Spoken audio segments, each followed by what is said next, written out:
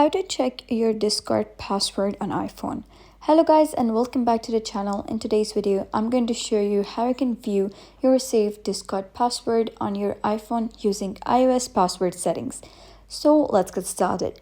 Now if you don't remember your Discord password, you can simply head over to your settings and search for the passwords option if you're using lower than iOS 18. However, if you have iOS 18 or greater, you can simply search for the built-in passwords application of iOS.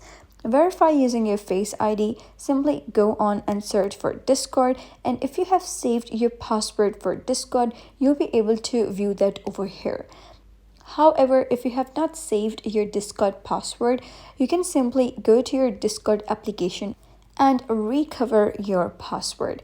To do that, you can simply click on You over here, go to the gear icon, scroll down and simply log out.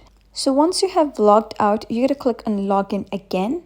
After that, you're going to type down your email or phone number and then click on Forgot Your Password again. And a verification code will be sent to the registered email or phone number. Simply type that verification code down and you'll be able to recover your password. So that's it for today's video. If you found this guide helpful, give it a thumbs up and don't forget to subscribe for more helpful tutorials.